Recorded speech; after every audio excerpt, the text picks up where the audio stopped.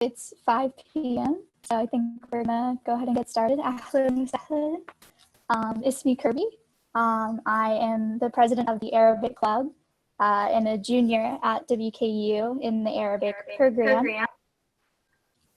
So I just want to say thank you for coming to this meeting today. We are going to meet our wonderful Iman. She has prepared a presentation for us today to talk about her life and the United Arab Emirates. Awesome. Shukran, ya Kirby. Just want to mention that Iman is our Fulbrighter for this year. She came all the way from Dubai, from far away. And she's originally a chemical engineer, but she's also a writer. She has written about 7 short stories and novels. She has won multiple prizes, but among the most prestigious ones in the United Arab Emirates, she has a novel called The Sun's Guardian, which won the first prize in the Emirati Novel Award of 2016.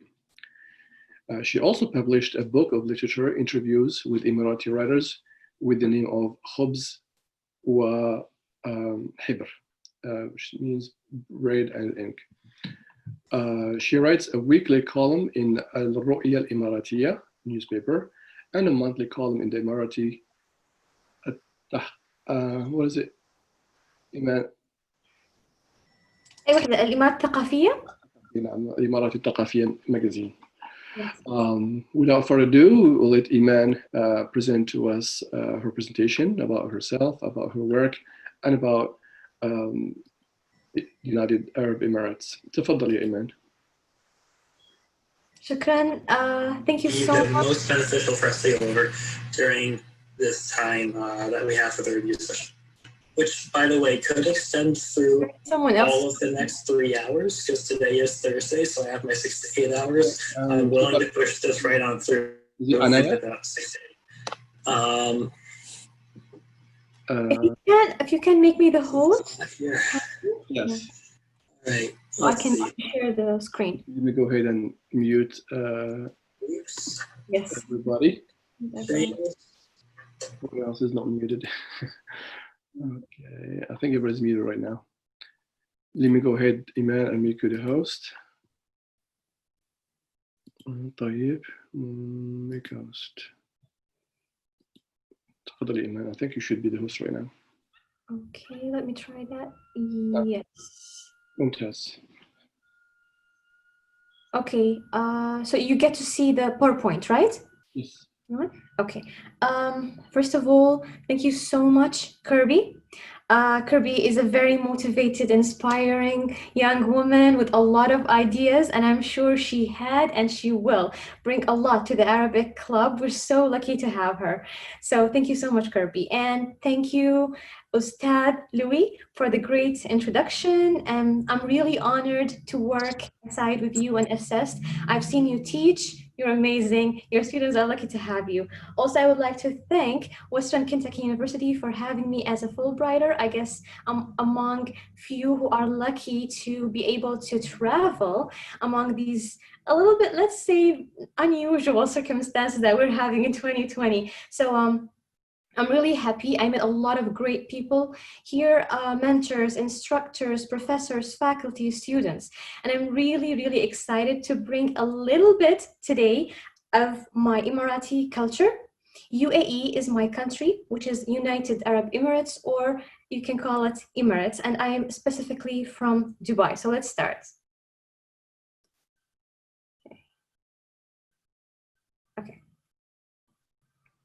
I'll talk a little bit about myself because I want to. And I am an award-winning author. I published so far 7 books. 3 of them are novels, fiction, and 3 of them are short stories group, and 1 book in which I interviewed a lot of really well-known, successful, inspiring female Emirati writers. They write plays, children books, fiction, articles, so they're from different aspects or fields, if I may say so, in literature. And we talked about writing, creative writing, about feminism, about multitasking, which women are known for. And that was, sadly, we talked about the book called Ink and Bread and Ink, or خبز وحبر.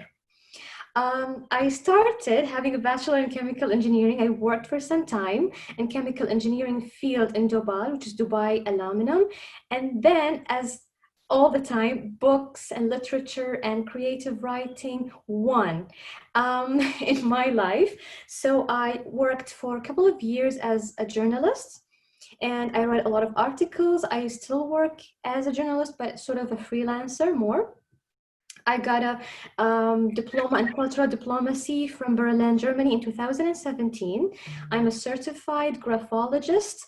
Graphology is the science of reading and analyzing a person's characteristics from their own handwriting.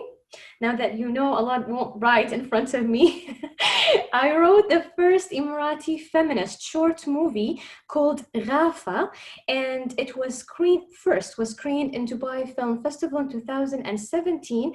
And you get to see, I'm sharing here on the right side, one is my picture and one is my the collection of 7 books that I published, of course the book covers, and the poster of the short feminist movie called Ghafa. Ghafa is the national Emirati tree, and I got recently, a couple of months ago, I finished my master's in knowledge management. I also included here in a little bit small font, my Instagram, my Twitter, my YouTube. I'm active on social media. If you would love, you can know more about my books, my work. I talk in my YouTube channel a lot about cultural diplomacy, creative writing. I add a lot of my participations representing my country and my literature around the world in my YouTube channel. So you are more than welcome. I'll be really happy that you have a look. Okay, why am I here? What am I doing? Now let's go a little bit back in history. In 2018, 2 years ago, I was the first Emirati, and I'm really honored for that. I was the first Emirati who was chosen for the University of Iowa IWP International Writers Program. I stayed in Iowa with 30 different writers from all over the world for about one semester, so about 3 months of time. We did a lot of panels there, readings, and then after Iowa, we went to Chicago, Seattle, Washington, D.C., and finally New York. It was a great time. I learned a lot from all the writers all over the world. A lot of cultures were new to me. So this was one of the most informative and fruitful and inspiring experiences that I ever had. After 2 years, here I am having one that is even better and one that is even deeper. And I believe that it will be a life-changing. It's the Fulbright FLTA. Fulbright is the most prestigious scholarship or grant one may have in the entire world, worldwide. A lot of the Fulbrighters grantee later became presidents, became ambassadors. A lot of them won Nobel Prizes, so you never know. But for the FLTA, it's for the foreign language teaching assistant. So I'm here to assist teaching Arabic and a little bit of the Arabic literature and culture. So here we are.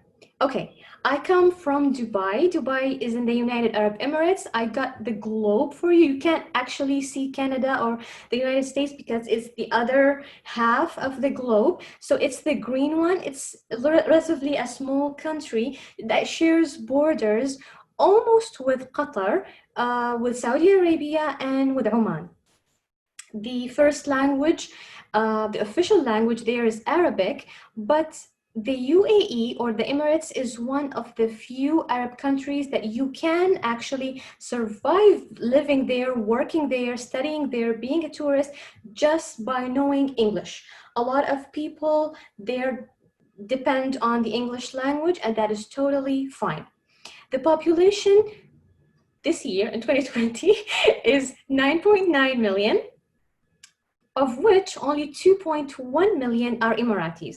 So we're talking about almost 11.1 or 2% of the Emirates have the Emirati in. So we're almost a minority in our country, and I'll talk about this even more while we go with the presentation. How does this affect actually being an Emirati in the Emirates? A lot of expats come to the Emirate to work or to study. We have expats, visitors from all over the world, mostly Europeans, Americans, a lot of Arabs. The majority are Indians and Filipinos from the Far East. And of course, we have a lot of tourists, mostly in Dubai and Abu Dhabi. Abu Dhabi is the capital. Now, the UAE is a federation of 7 emirates. So in 1971, it's relatively a very modern, very new country. It's a very young country full of a lot of energy and a lot of things to actually give the world. And it was created in December 2nd in 1971 of the unity and 7 emirates that got together. Now, you may sort of see the emirates as cities, and the emirates, starting with the capital, is Abu Dhabi, and it's the largest in the UAE. And then you have Dubai, Sharjah, Ajman, Ras Al Khaimah, Al Fujairah, Al Qaywin. The currency is dirham. Okay. I think this part is one of my favorites. The first favorite is gonna come. I'm gonna tell you when my favorite slide is coming. What usually the Emirati women dress or look like. Now, in the pictures, you have 3 pictures in the slide. The one that is on your left side, the one that is in black and white, is an actual old picture, and you get to see how the Emirati women used to wear. I got this one. I wanted to show you that this is actually how we wear it. Okay. Now it has to be below the hijab if you are wearing one.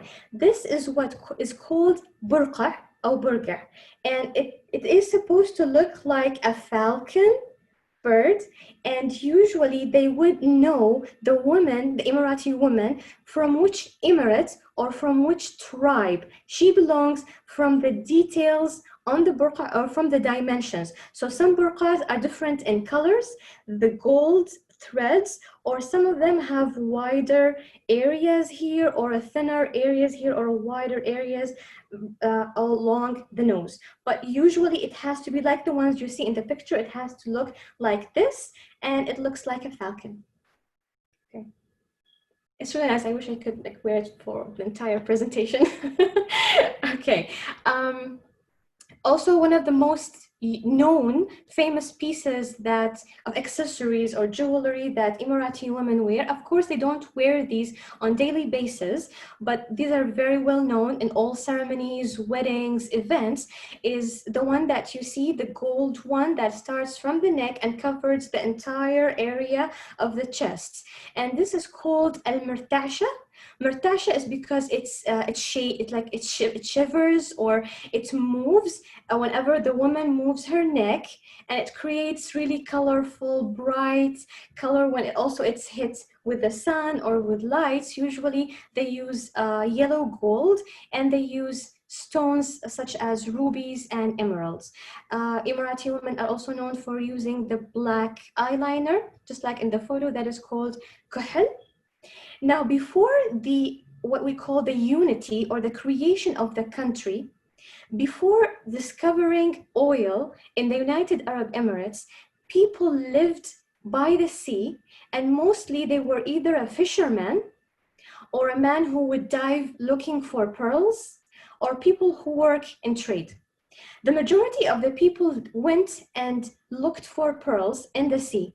Now, because this trip usually would take between 4 to 6 months annually, it means that the men are not there with their women almost half of the time. So Emirati women were very, very strong. I mean, until now, we'll see a lot of examples, but they were very independent. They had to take care of everything, their households, their security, their food. Some of them had a lot to share in actually creating jobs, their careers, their works, taking care of their health states and education of their kids. So women were half of the time, almost sometimes even more, alone. Emirati women are known for their independency and for their strength.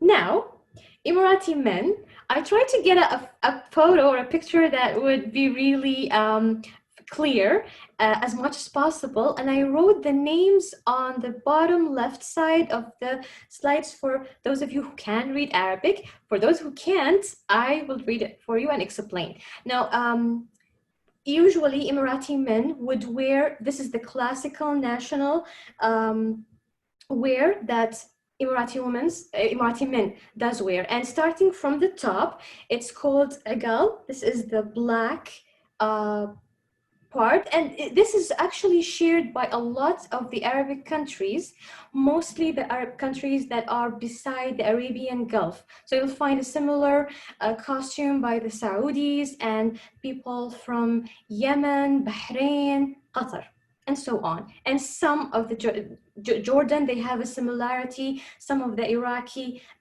tribes and areas and cities as well. And then the white piece on the head is called shmagh. And then you have the piece of the cloth that they are wearing, and it can come in different colors. Now, the most famous color and the most usual color that if you visit the UAE, you will be seeing is white, the one in the middle, but usually men can wear what they call is kandura. And they can wear the kandura in all kinds of different colors, especially during the winter when they use thicker fabrics to keep them warm, and usually they use black, brownish, and bluish, more of bluish colors. And what makes the kandura, the Emirati kandura, very noticeable, what makes it Emirati, because like in Saudi Arabia, they would wear the kandura, but they would call it thob, but it's the same. And you will find a lot of, again, Arab countries wear dishdash, what they call it, or kandura or thob. What makes it Emirati is this long piece that you can see, notice, that starts from the collar, from the neck downwards, and it's called tarboush or farrucha. And once, I'm gonna give you a tip. Whenever you find a man wearing kandura with this piece, then definitely 100% they are Emiratis, or they are wearing the Emirati uniform or the national wear costume, the kandura. And this is what you can have in mind for Emirati men, what might look like. Now, I talked a little bit about going back in time and how life was back in the UAE. I wanted to share those two pictures with you. On the left, there is a man who either he's a fisherman or he used to dive looking for pearls. Now, this was jeopardized and economically affected when Japan discovered, or actually it's sort of invented, the artificial pearls. And later on, after the discovery of oil, things changed. Now, in the UAE, not all the Emirates, the different 7 Emirates, have a lot of oil. Some of the Emirates actually don't really have oils, and they depend on trade. Dubai, for example, depends more on tourism and trade marketing. It got really active ports, and also Dubai is known and also relies economically on the Emirates Airlines. So it's all about travel and tourism. On the picture that's on your right hand, the bigger picture is what a traditional, let's say, old Emirati neighborhood would look like. So this part, I need just to move the pictures, just a second. I don't think I have this. Okay, here. Yeah, okay. The side that is on the really extreme right, almost top side of the building, the upper part of the building, is what is traditionally an old days air conditioning system, because the air would just enter, and it's usually it's on top of the houses, so it's the highest point of any building or house, and the air would enter and gets filtrated and gets into the house. So this change of air, if it was during the summer, it will be cooler, and during the winter it will be warmer. So it's sort of an air conditioning slash heater or heating system in the old days, and it's called barajil. This is my favorite slide. Yeah, I told you I can share with you my favorite slide. Now, this actually is the Emirati. It's of course, part of the Emirati cuisine, and I'm sharing with you the most famous dishes that you would love. Hopefully someday when visiting the UAE to actually try. Now, on the top right side of the slide, there is a dish called haris. And haris is usually, most of the time, is made from goat meat. Some people use it as from sheep meat, but in the Emirates, they lean more towards the goat meat, and they would cook it really, really well, and then add a wheat, add a little bit of flour, some people like it sweet, so they would add sugar and cinnamon, and some people actually like it salty, so they would just add butter and sometimes cardamom. I'm not sure about cumin, but cardamom in most cases. Now on the top, the bottom of haris, the dish with the rice on the right side is called biryani. Biryani can be found in a lot of cultures, and it shares a lot with the Indian. A lot of the Emirati culture is shared by its neighbors, and it got affected by a lot of cultures that some of the cultures that affected the UAE are Iran, or the Persian Empire in old days, and India. So biryani is an Indian dish, and you can find it also in Iraq, in Saudi Arabia, in Bahrain, but in different ways. So the spices would change. Basically, it's to get to the core of it, it's made of rice, chicken, or meat, and a lot of different spices that differentiates the Emirati biryani from the ones that you can find in different other countries. Okay. At the left, you will find a traditional Emirati breakfast, which is one of my favorites. The yellowish bread, the one with like the dots, is called chbab, and it's more of a sweet type of bread. And then you get a really famous dish. It's called balalit. I hope someday this is doable. I can cook an Emirati breakfast and we can share that someday. Balalit it's made of actually a layer of eggs, and it's more of a sweet part. You know, some people add on the eggs a little bit of honey, some people, but still, it's for breakfast. It's more of not very salty, it's more that very, very sweet. Also, there is a very famous dish that is also, it's shared with a lot of Arabic cultures, cuisines, is the eggs with tomatoes. And some people call it shakshuka, some people call it bev or tomat. Basically, it's sort of a crumbled eggs with tomatoes, and it's the dish with the parsley on it, if you want to see it in the picture, and it's with tomatoes and tomato paste. It's one of the most known and very highly celebrated dishes in the UAE. So if you get to visit the UAE, Dubai, don't miss the biryani, haris, balalit, chbab, and bayad tomat, and also the karak tea, which is tea with milk. It's cooked with milk. So it takes a lot of time to be cooked with milk, with some saffron and cardamom. It's one of my favorites. Okay, if you're in the UAE, what would you go to see at you cannot miss those two tourist attractions. There are a lot. UAE is filled with a lot of attractions. Some of them are not really known for tourists, and it's not the first thing that you expect to see, but UAE is rich with different cultures and different sightseeing, if I may say so. For example, if you go to Abu Dhabi, it's totally different, even weather-wise, than going to the cities or the Emirates in the north, the ones closer to Falcon or Fujairah, where you can find mountains and you can find a total different scenery. Even the mountains are a bit like sort of a rock mountains. And while in Abu Dhabi, it's more of a desert and sand dunes. So even the atmosphere, the landscape changes, and you get to do a lot. A lot of people who are interested in diving, in water activities, they head north to Al Fujairah or Khorfakan. They have amazing beaches there. In Dubai, there's a lot that you can actually see and do. There is what you see on the left side of the slide, Burj Khalifa. And Burj Khalifa is the tallest building in the entire world. It's the one in the middle, of course. And you get there's a restaurant, I think on the 182, I'm not really sure, 182 floor that you can dine there or have lunch and have the whole 360 panoramic view of Dubai. And that's very, very inspiring.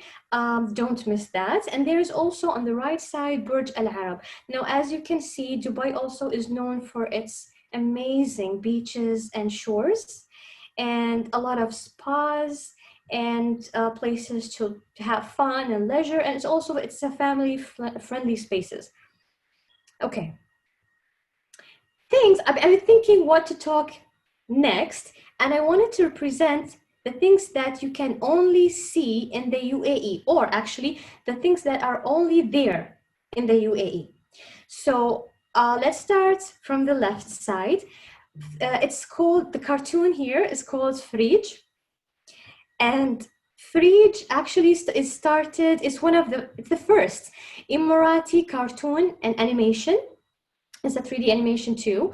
And it's brought to the world by Mohammed Saeed Harab. And Farish talks about those four ladies. They're supposed to be those traditional grandma with everything that the Emirati women and grandma and families talk about all the time and worry, and what makes them Emirati grandmothers. So it comes in a very, very nice comic way, a lot of comedy, a lot of fun, a lot of Emirati culture.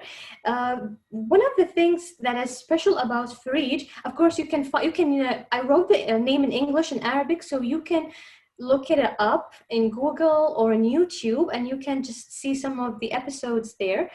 Farid was the first Arabic cartoon or animation that was dubbed and translated to Japanese. Now we're all used, like, since tens of years, the last 40 or 50 or even more, 60 years of taking the Japanese cartoons and animations, part of a lot of our childhoods and part of our culture, especially in the Arab region and the Middle East. And this was like something that is on the opposite side, where the Japanese get to hear and see and experience a lot about the Emirates culture. On the second picture from your left is Shama al-Mazroui. Shama al-Mazroui is the Minister of Youth, now Minister of Youth / Culture, with Maali Noura Al-Ka'bi. Shama al-Mazroui is the youngest minister in the entire world. She became a minister when she was 22 old, and I think now she's 25 or 26. She done an amazing job. I mean, who can be a minister of youth better than someone of the same generation and age that would understand what they want and what they need? And I met her personally. She's an amazing person. The third picture is for Uhood Al-Rumi. Uhood Al-Rumi is also an inspiring Emirati woman, and she is the Minister of Happiness. Now, not many countries in the world have ministries of happiness. I think it's only the UAE, if I'm not mistaken, and Uhood Al-Rumi is the minister. Now, a couple of years ago, I think it was just 3 or 4 years ago, when the Emirati government came up with the idea of having a ministry of happiness, they thought of who else can generate happiness and give happiness other than women? And that's why they chose a woman to be a minister of happiness, Her Excellency Uhud Al-Rumi. And no, sorry, you don't have to see, you don't get to see this now. Okay, on the right side, there is the slide also, almost only in the UAE, you get to see more than 220 different nationalities who live together. As I was saying, now in the UAE, the Emiratis, the locals, the nationals only occupy 11% of the whole population. So you're talking about a country with the people of that country are minorities. We are a minority in our own country. Living with more than 220 different nationalities, it's something that is really complicated. You have a lot of people from different countries, different backgrounds, different diversities, ethnicities, religions.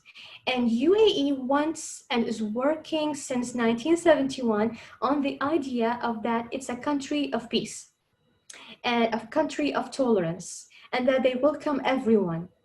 So you get to see a freedom of practice and religion. A lot of rights are reserved for those people who come to the UAE to either work or study or find their ambitions and live the dream of their lives. It's a country that contains a lot, and that's why at the beginning I said you can survive in the UAE just by knowing the English language, because there is a lot that is going on with more than 220 different nationalities living there together in peace.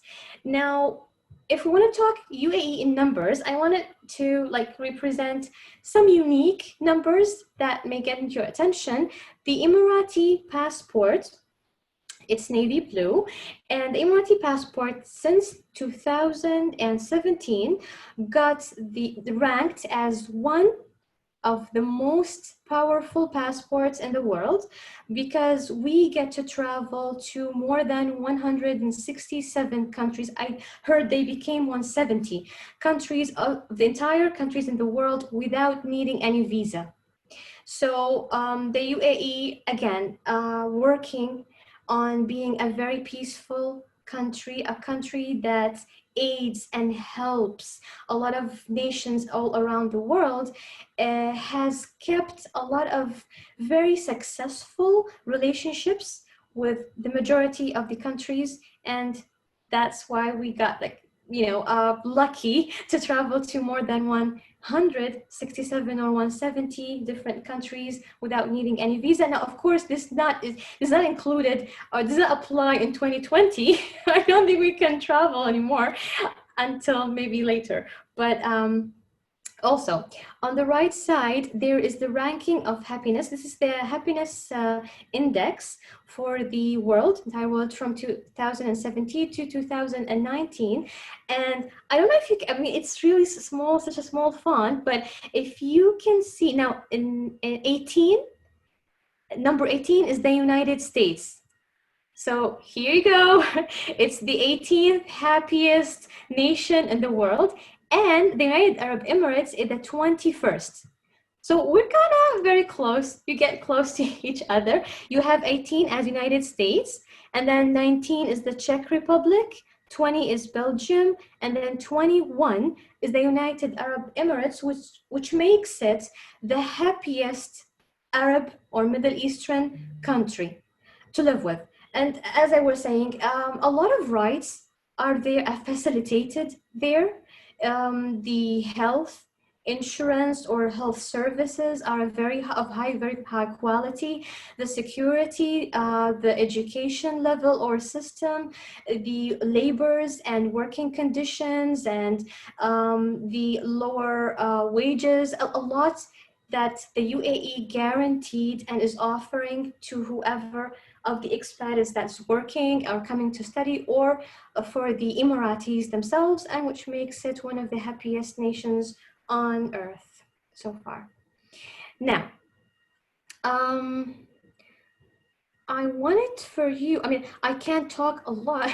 I can talk even more about the UAE, but I wanted to get at the end of this presentation some of your questions and talk a little bit more and discuss. But if this was not enough for you and that you want to take the UAE with you home and have a little bit more of UAE, you can do 3 things. Let's start from the left. You can go to Netflix and watch Hajwala. The English is very clear. The writing of the names Hajwala. Hajwala is it was one of the most successful and famous Emirati movies. And Emirati men, they are addicted to speeding and racing with cars. And you get to see a lot of this. Hajwala discusses it's more of an action movie, and it's more, I think guys would really appreciate Hajwala. I watched it when I was in the plane, and I was like, okay, well, and the movie in the middle, you can go to YouTube and write Sea Shadow, or in Arabic, and both the titles in English and Arabic, you can just write them down. You can see them very clearly. It's called Sea Shadow أو ظل البحر. Sea Shadow أو ظل البحر is an amazing movie. The director and the script writer are close friends of mine, and usually their work is very quiet and very inspirational. So you get to see in Sea Shadow a lot of the Emirates. You get to see the beaches, the houses.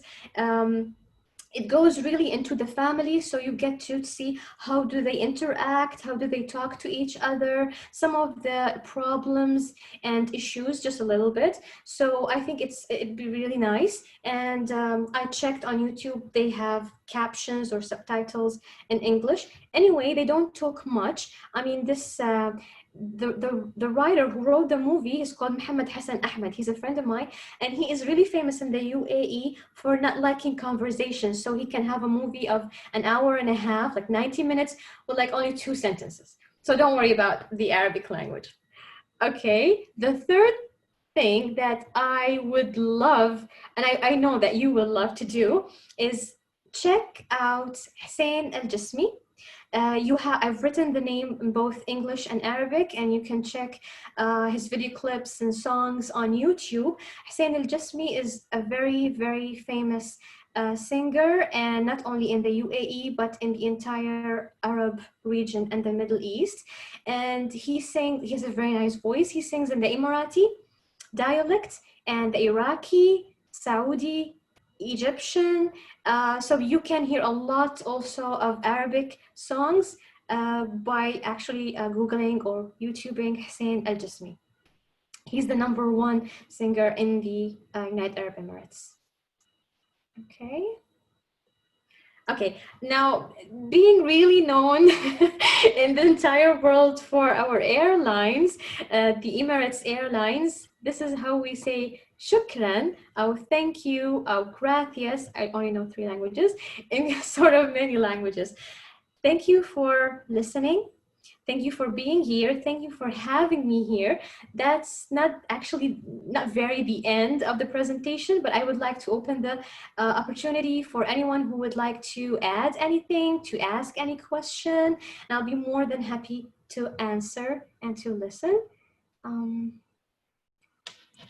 Let's keep it on. Okay.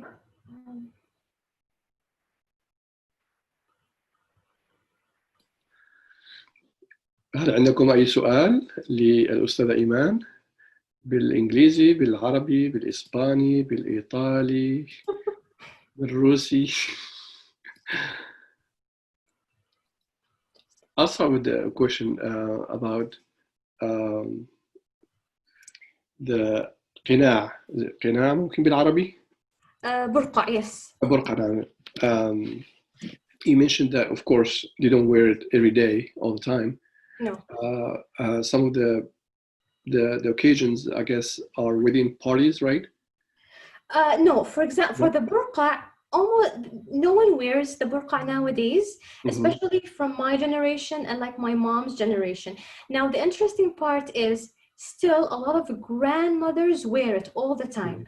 Now, usually the Emirati women would wear it all the time, especially the married ones. And I remember reading about this at the beginning of the unity of the United Arab Emirates in 1971, and early in the 70s when they came and they started issuing passports. A lot of women find it really hard for them to have their pictures put in their passports without covering their faces.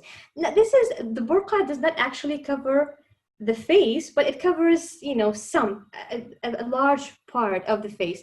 So for now, you can still see a lot of old women wear it all the time, especially when they leave, of course, home. So if she goes, I've seen old women wear it in the bank, in markets. But when we're talking about a smaller generation, you almost don't see them wear it. While when we're talking about the jewelry and the gold, I don't know if I get to put that picture back. So if we're talking about the jewelry, and there are pieces, the earrings, and mostly they use pearls. If you get to see, sometimes it's Bahraini, sometimes it's Emirati pearl, and then they have al-mirtasha, and then they have a longer piece of bracelet. It's called al-mirya, so sort of like a mirror, the word. And a lot of women wear these things in the holy month of Ramadan after breaking their fast, or ceremonies, and especially at weddings. So in Katib al-Kitab, or what they call al-Milcha, I think like 90% of the Emirati women would wear it. Most of them, they would go for a traditional uniform and Katib al-Kitab or al-Milcha, and then in the wedding they would wear, you know, just the white dress. Yeah. So that. Thank you for explaining that. Shukran. Thank you for your question. Ma'am? I think there's a question in the chats. Okay. Okay, Christine, thank you so much. It said, coming from a background in chemical engineering and Arabic literature, what made you want to become a foreign language Fulbright student, especially at WKU? That's a great question. Thank you. Okay. I studied chemical engineering. I worked for some time in engineering, and then what happened is I started writing. Actually, I started writing when I was 9, but I started publishing in 2012. I did not know my writings will be such a success. When I first started writing, I just wanted to find myself. I always believed that I was someone with a lot of questions. I carry a lot of questions all the time, and those kind of questions that, you know, that no one can answer you. And those kind of questions like, Iman, why do you ask these questions? My family were like this, or my friends. So I turned to books and I read a lot. And during my childhood, my adulthood, I read a lot. And I wrote. I published in 2012. My books got very successful. Alhamdulillah. I won prizes, awards, and in the UAE, there is a lot of motivation. The government does a lot to support artists and writers. So I got a lot of support from the government. In 2019, Sharjah is another city or emirate, one of the 7 of the United Arab Emirates, and it's very close to Dubai. You need about 45 minutes to go from Dubai to Sharjah by car. So Sharjah in 2019 became, they were assigned by the UNESCO as the world's book capital. So before that, to reach this point, the last 3 to 4 years of my life, and especially after I studied cultural diplomacy in Berlin, this became my passion. I wanted to represent the Arabic culture and literature and the Emirati culture and literature to the entire world. And I was not someone who just has that passion. I studied it. I studied as a cultural diplomat. And cultural diplomacy, a lot of people now can study public diplomacy or political sciences, but only about 3 universities in the world teach cultural diplomacy. So I knew what I'm doing is very rare.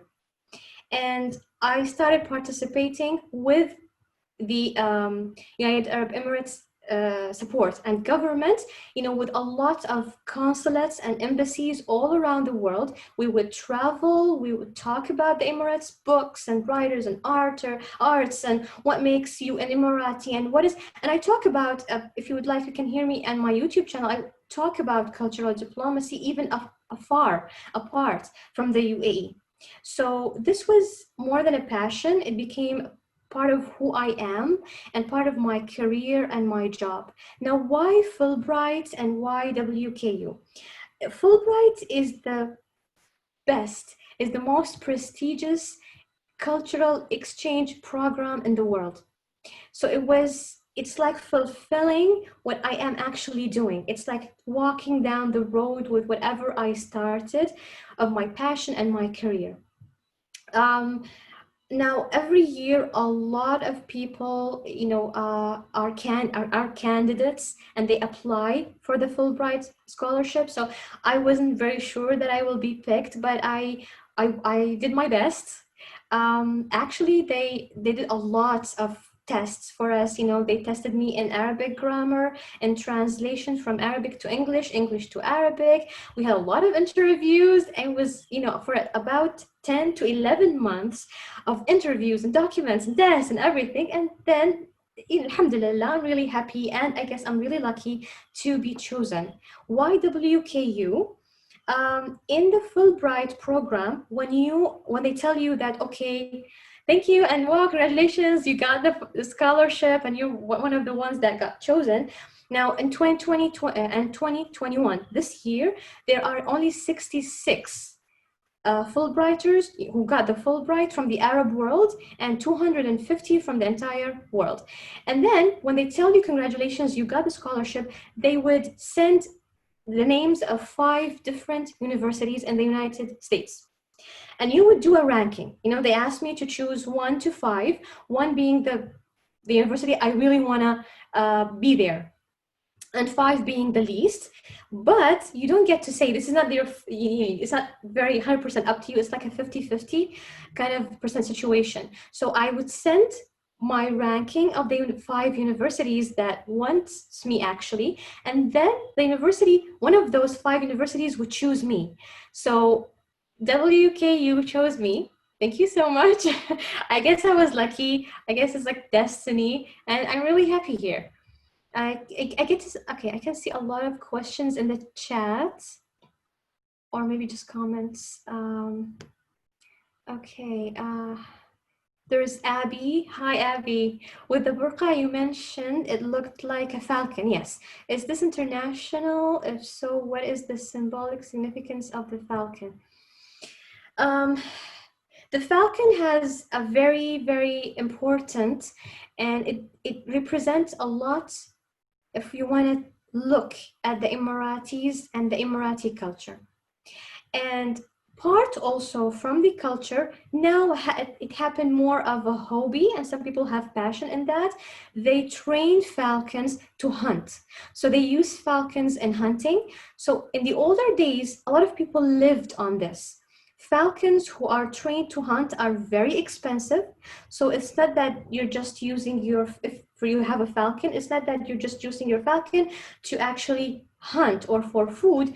You can use it and trade. Some people are specialized in the different kinds and different families and different details that get to have to do any kind. I have no idea, but they had to do something with the falcons. Again, they are very expensive. They are hard to train. So it's sort of an art that is related and connected a lot to the Emirates and other Gulf countries. So you'd find this also in Kuwait, and partially in Saudi Arabia, some areas of Yemen, for example. And nowadays, if you visit the UAE, you can experience this. So there is an option for tourists to experience hunting using a falcon. Again, why women wear that?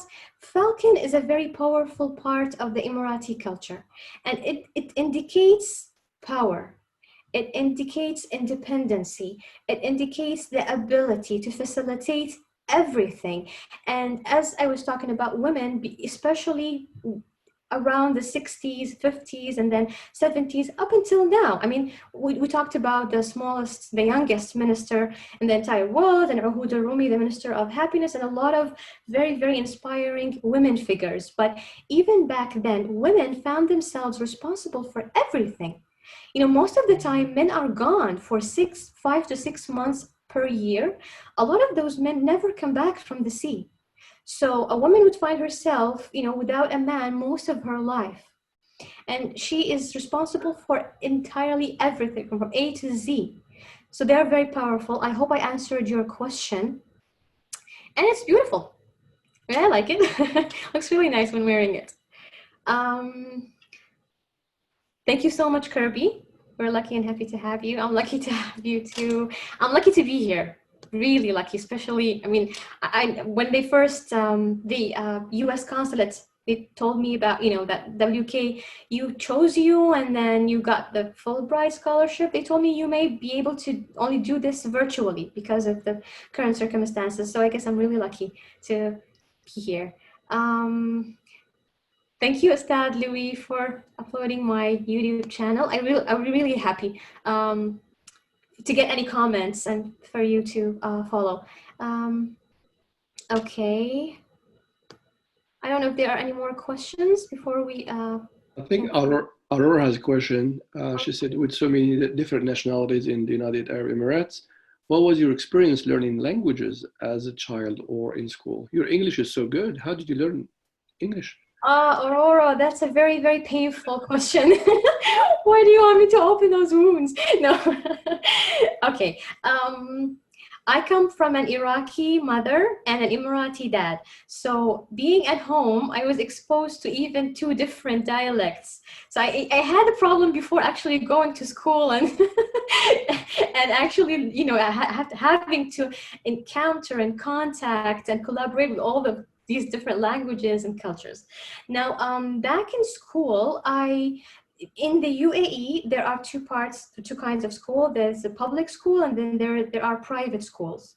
And I went to a private school, and it was a nuns school. Most of the private schools have more diversity in nationalities. So in one class, we were like 2 Egyptians and 3 Syrians and 5 Palestinians and some Emiratis, and sometimes people come from Europe. So because I studied in a British program kind of school. So this was at some points, this was really challenging. It was really hard. And it put me into situations that most people either never encounter in their entire lives, or they encounter these things in university or later in their careers. But I was just 7 years old or 8 years old, and I had to deal with those students who come from different households. You know, even in at the break, we had different food styles in our lunch boxes, and I would see food that is like, okay, I don't know what is this, and we would explain and share. So I think as hard as this was, it is good. The positive part of it is that I accepted difference, you know, the difference in people really early in my life. At the same class, we had Catholics, we had Orthodox Protestants, Christians, and we had Muslims. And Muslims, we had Shias and we had Sunnis. So I was really young when I had to digest all those kind of differences. And I grew up to understand genuinely that difference is good. And it gives a flavor to your life. And I don't expect for my entire life, you know, back in university, when I'm doing my master's, when I'm here in Kentucky, when I was in Iowa, I never in my life expected that people would have to look like me or talk like me or believe in the belief system that I have. So getting back to your amazing question, Aurora, it it was a very nice learning journey. Why my English is that good? Well, my uncle and aunt, they are Americans. I mean, they are Iraqis who came into the US and they became Americans about 40 years ago. I have uncles and aunts who are Canadians. So it was part of the annual rituals that we get to, my family and I, visit the US and Canada every summer. I spent a lot of time here since I was really young. So I guess my English got developed. Again, in the UAE, there is a very strong English language educating system. And people get to choose whether they want to educate their kids in the British program systems or the American. So a lot of people, even if they don't get to travel a lot to the US or Canada like I did, you will find that they have very good English language vocabulary and comprehension. Again, because we know that we are in a country that deals with 220 different nationalities. Great question. Okay.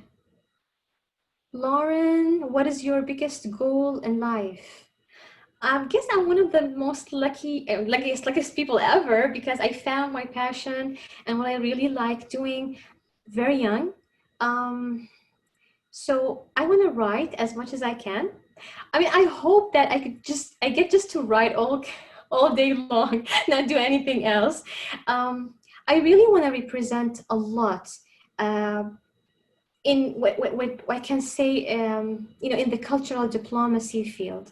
Nowadays, unfortunately, a lot of nations, not a lot, most of the countries and nations, they don't get cultural diplomacy.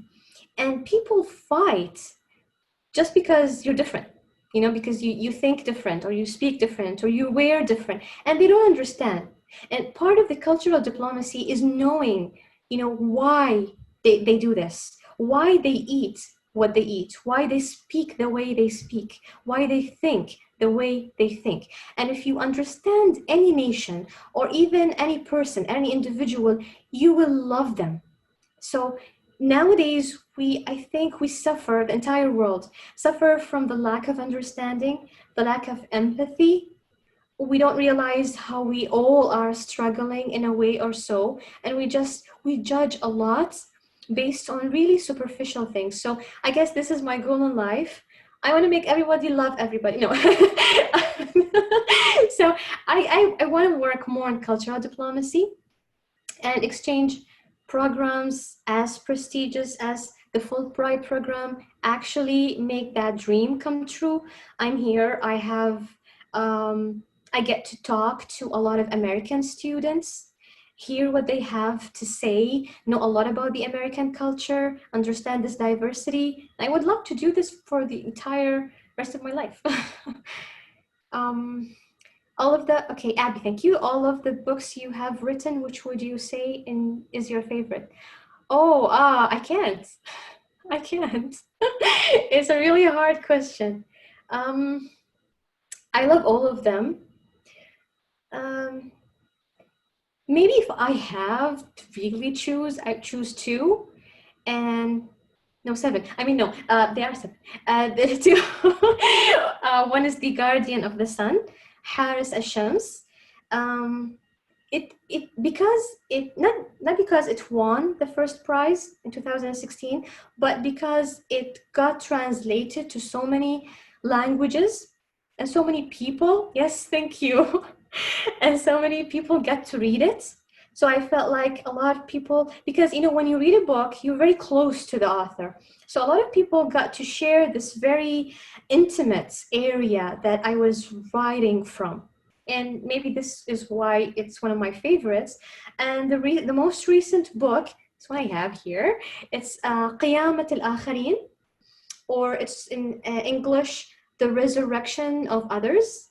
And I like it because I wrote it, the main character is a woman, and I wrote about the struggle of that woman, and I dig really deep in a lot of my wounds, and a lot of women that I see wounds, and even a lot of men. Although the main character is a woman, but I don't want to ruin the novel for whoever wants to read it, but I guess that if you read the novel, you will find out that you can share a lot and you can understand a lot of the suffering and the identity crisis that the main character has. So those are the two of my favorites. What plans do you, Katrina, what plans do you have for once you leave WKU? Okay. I want to pursue my PhD. I got my master's recently, a couple of months ago, and I guess after my Fulbright scholarship, it will end here. I don't want to think about this because I'm enjoying my time so much right now, and I love you guys. So, but later on, yes, I would love to pursue more of my PhD and doctoral degree, inshallah. Christine, I have to attend another meeting. Okay. مع السلامة. RV, I fortunately have to go. Okay, so I guess there are no more questions, but I'm really glad you get to attend and I get to talk to you, although it's virtually, but it's a form of communicating. I don't know, I think that's it with the questions. Yeah. Okay, so if no more questions. Yeah, I think that these are the questions. The president, you want to say something? رئيسة النادي العربي، تفضلي. بالإنجليزي. Put me on the spot. Okay, thank you guys so much for attending First Arabic Club meeting. We have a lot of things planned for this semester. Most will probably be virtual. We're thinking next week of doing a movie screening to be announced on if we'll do it on Wednesday or on Thursday. And yeah, thank you guys for coming. Thank you, Kirby, for organizing. Of course, thank you so much, Iman, for doing the presentation. It was amazing. I enjoyed it very much. And as I can see, our students did also. If you guys don't have any other questions, shukran jazilan. Thank you very much. مع السلامة. See you in class. إلى اللقاء.